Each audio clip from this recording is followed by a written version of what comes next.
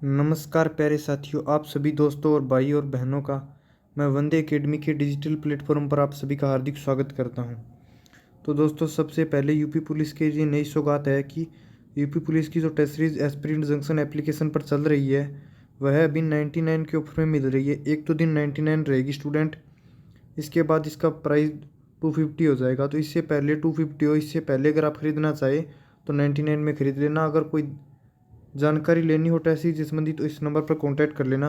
और साथियों, मैं आप ऐप दिखा देता हूँ। ऐप कौन सा है? तो ऐप है साथियों, ये है एस्पिरेंट जंक्शन नाम से गूगल प्ले स्टोर पर आपको मिल जाएगा। अगर आप टेस्ट सीरीज लेना चाहे तो इस ऐप को इंस्टॉल कर लेना। और साथियों, बिना देरी किए हम क्वेश्चन स्टार्ट करते हैं।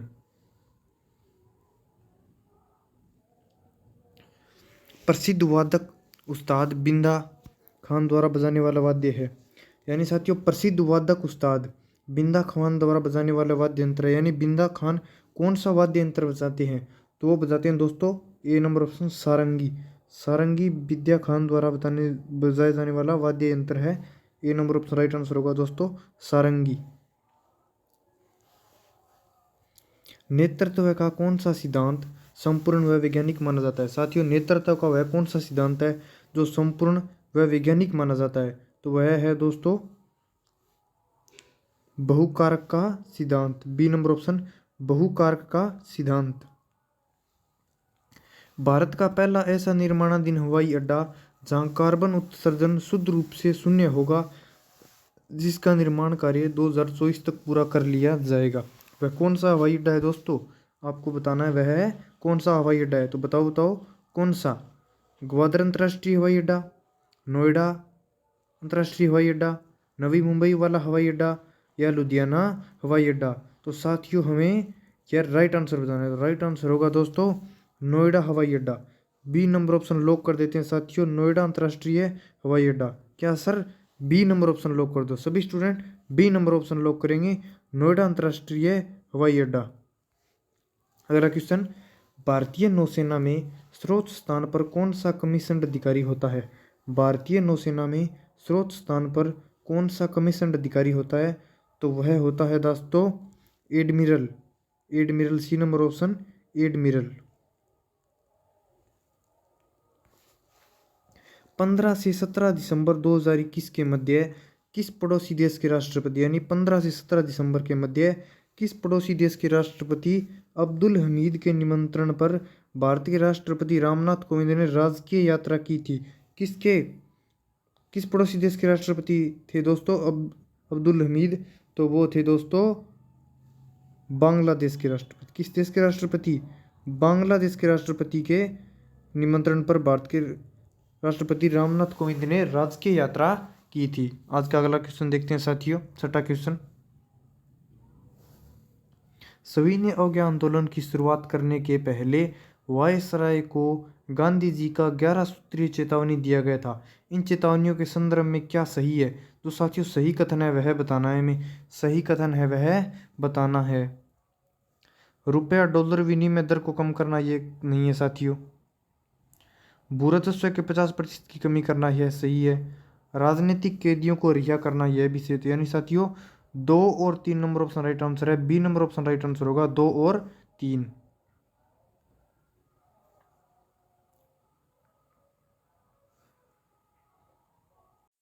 दक्षिणी गोलार्ध में सबसे छोटा दिन, यानी दक्षिणी गोलार्ध में सबसे छोटा दिन कब होता है साथियों? 22 दिसंबर, 21 जून, 21 मार्च या 23 सितंबर? तो साथियों आप बताओ कौन सा सबसे छोटा दिन होता है दक्षिणी गोलार्ध में? तो यह होता है साथियों 21 जून। B number option right answer 21 जून। अनुसूचित जनजाति के संरक्षण के लिए एक क्षेत्र को अनुसूचित क्षेत्र के रूप में घोषणा करने की शक्ति किसके पास होती है? तो साथियों किसके पास होती है? यह होती है भारत के प्रेसिडेंट, यानी भारत के राष्ट्रपति के पास यह शक्ति होती है। बी नंबर ऑप्शन, भारत के राष्ट्रपति के पास यह शक्ति होती है। 30 नवंबर 2021 को फॉर्च्यून इंडिया द्वारा, यानी 30 नवंबर 2021 को फॉर्च्यून इंडिया द्वारा भारत की 50 सर्वाधिक प्रभावशाली महिलाओं की सूची जारी की गई। इस सूची में प्रथम स्थान पर किस भारतीय महिला को प्राप्त हुआ था? यानी इसमें प्रथम स्थान कौन सी भारतीय महिला को प्राप्त हुआ था? तो वह हुआ था दोस्तों Nirmala Sitharaman. D number option Nirmala Sitharaman. Bharat के संविधान के किस अनुच्छेद के अधीन राज्यों के राज्यपाल को अध्यादेश जारी करने की शक्ति प्राप्त थी? यानी साथियों, भारत के किस संविधान के अनुच्छेद में अधीन राज्यों के राज्यपाल को अध्यादेश जारी करने की शक्ति प्राप्त थी? तो वह थी दोस्तों सी, अनुच्छेद 213 में। अनुच्छेद 213 में। निम्न में से कौन सी किताब सरोजिनी नायडू द्वारा लिखित नहीं है? यानी सरोजिनी नायडू द्वारा कौन सी किताब नहीं लिखी गई है वो हमें बताना है। The broken king Sarojini Naidu द्वारा लिखी गई है। द गोल्डन थ्रेशोल्ड, द बर्म ऑफ टाइम ये भी लिखी, द बर्ड ऑफ टाइम ये भी लिखी, यानी C number option the golden bird है, ये नहीं लिखी गई है सरोजिनी नायडू द्वारा। निम्नलिखित में से कौन सी मिश्रित खेती की प्रमुख विशेषता है? साथियों में मिश्रित खेती की विशेषता बतानी है, तो मिश्रित खेती की विशेषता कौन सी नहीं है? नकदी और खाद्य दोनों फसलों के साथ साथ खेती सही है। दो या दो से अधिक फसलों को एक ही खेत में उगाना सही है। पशुपालन और फसल उत्पादन को एक साथ करना सही है। तो यानी दोस्तों इसमें चारों ऑप्शन सही है। मिश्रित खेती की प्रमुख विशेषता है नहीं, इसमें मिश्रित खेती की प्रमुख विशेषता कोई सी मिश्रित खेती की प्रमुख विशेषता नहीं है साथियों। मिश्रित खेती एक व्यापारिक खेती होती है।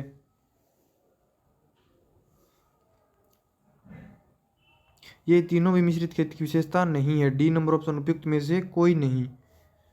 निम्नलिखित में से किस राज्य में बहिनी दरबार समाचार पत्र महिलाओं द्वारा और महिलाओं के लिए प्रकाशित होता है? यानी बहिनी दरबार समाचार पत्र महिलाओं द्वारा और महिलाओं के लिए प्रकाशित होता है, तो यह कौन से राज्य में होता है?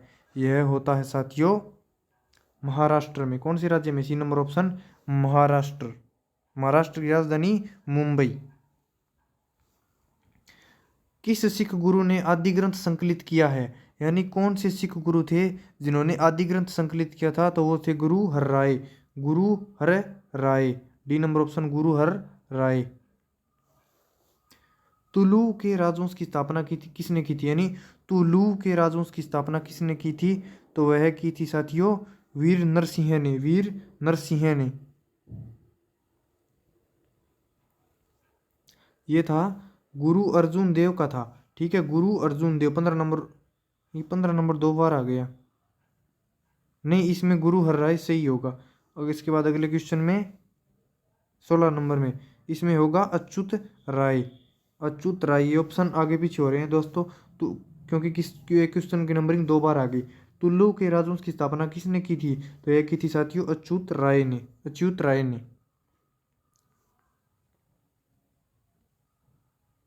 निम्न में से कौन सा उपवेद नहीं है? यानी निम्न में से कौन सा है वो उपवेद नहीं है? तो वो है साथियों योगवेद। योगवेद एक उपवेद नहीं है। योगवेद एक उपवेद नहीं है।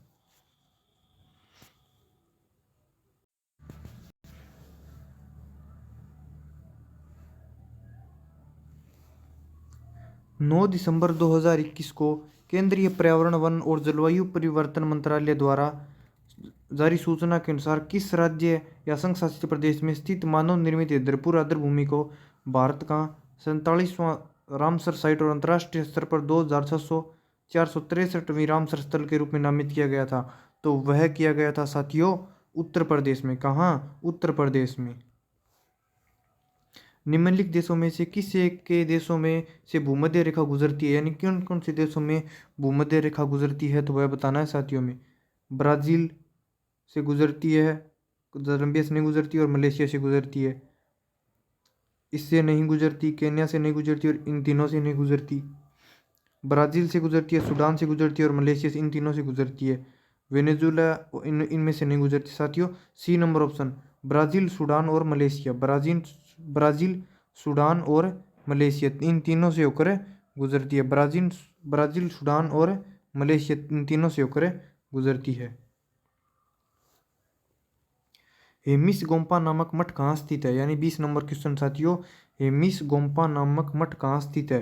हेमिस गोम्पा नामक मठ कहाँ स्थित है? यह स्थित है साथियों लद्दाख में। डी नंबर ऑप्शन लद्दाख में।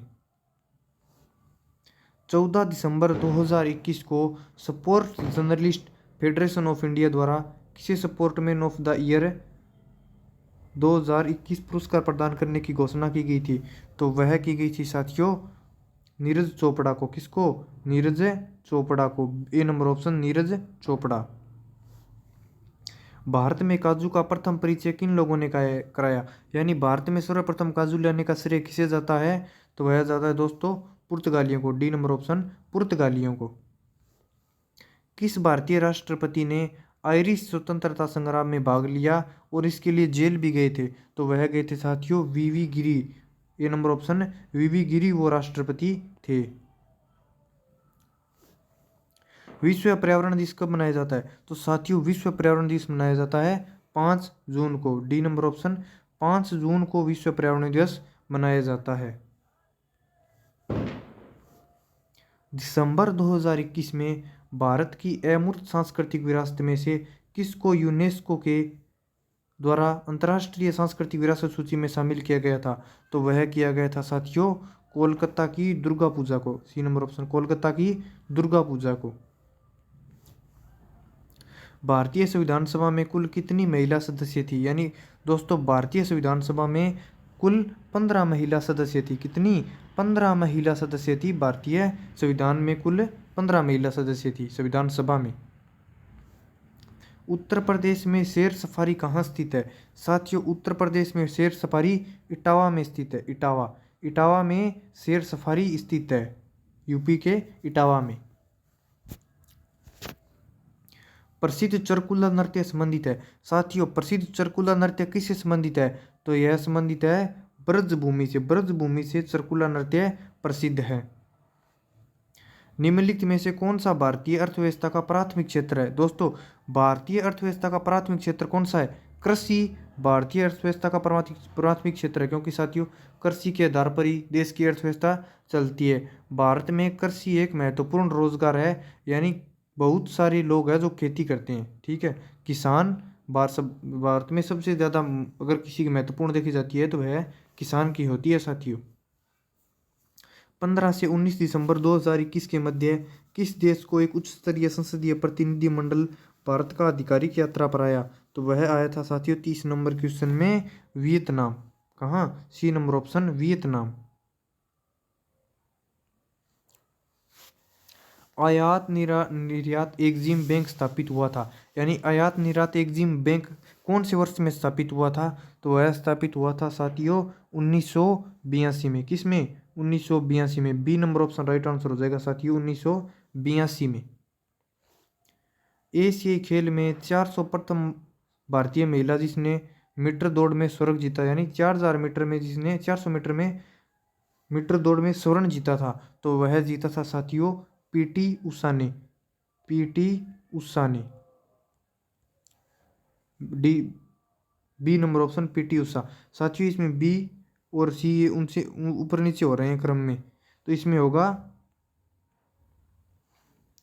कमलजीत सिंधु थी, यानी साथियों ये क्वेश्चन यानी बी नंबर ऑप्शन नीचे सी ऊपर आ गया तो ऐसे गलत हो गया थोड़ा सा। कमलजीत सिंधु थी, वह कौन थी? कमलजीत सिंधु।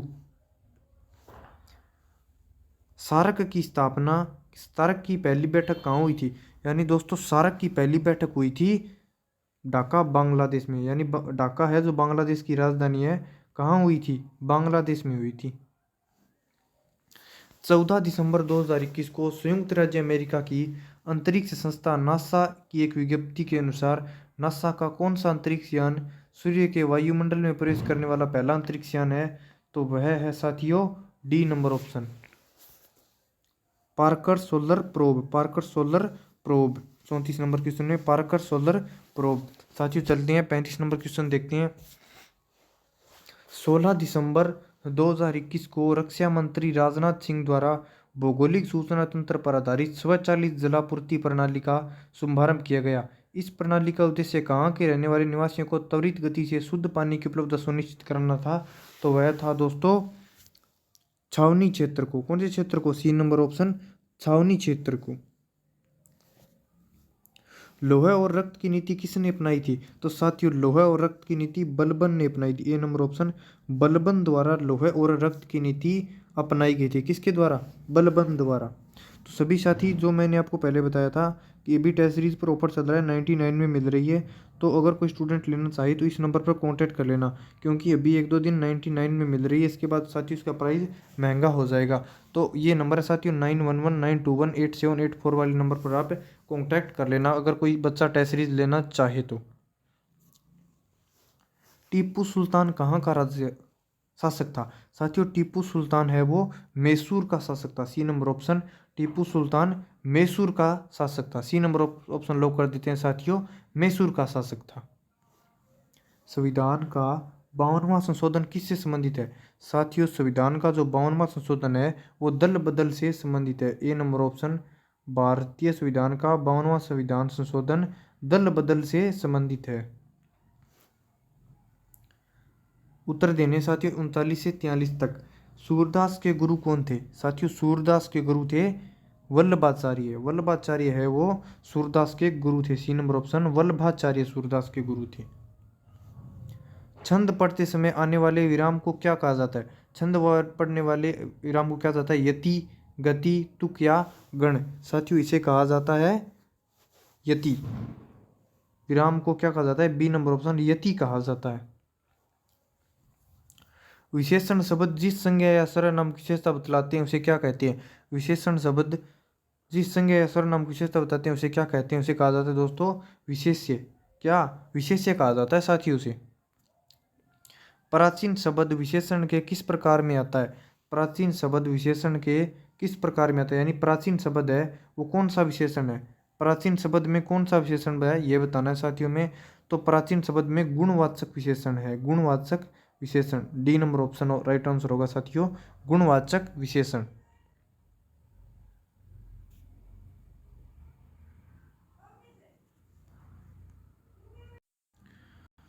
अभ्यास का विशेषण रूप है साथियों, अभ्यास का विशेषण रूप है अभ्यासी। अभ्यासी है वो अभ्यास का विशेषण रूप होगा। 44-45 नंबर, मोहरे का उचित विकल्प बताना है साथियों में। द्रौपदी का चीर का अर्थ क्या है? यानी द्रौपदी के चीर का क्या अर्थ होगा साथियों? तो यह होगा कभी न समाप्त होने वाला। यानी जो द्रौपदी का कपड़ा खींचा गया था वह कभी समाप्त नहीं हुआ और उसे निर्वस्त्र करने की जो कोशिश की गई थी वो नाकामयाब रही। तो साथियों इसका राइट आंसर होगा सी, कभी समाप्त न होने वाला। कूपमंडूक होना का क्या अर्थ है साथियों? कूपमंडूक होना का अर्थ है सीमित ज्ञान या सीमित अनुभव होना। डी नंबर ऑप्शन, सीमित ज्ञान या सीमित अनुभव होना, कूपमंडूक होना।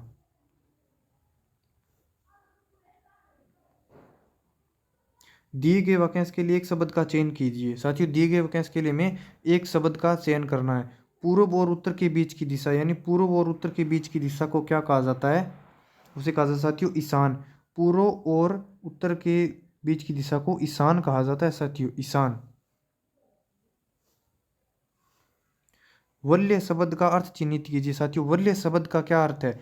वल्य शब्द का अर्थ होता है साथियों गोलाकार घेरा। बी नंबर ऑप्शन, वल्य शब्द का राइट आंसर होगा साथियों गोलाकार घेरा। बी नंबर ऑप्शन, वल्य का शब्द का अर्थ होता है गोलाकार घेरा।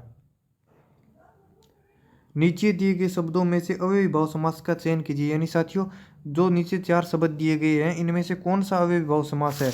तो वह है साथियों पापुण्य, आजीवन, घुड़सवार या पीताम्बर। तो साथियों इसमें आजीवन है, ये अव्ययी भाव समास का एक उदाहरण है। बी नंबर ऑप्शन को लॉक कर देते हैं साथियों, आजीवन अव्ययी भाव समास का एक उदाहरण माना जाता है।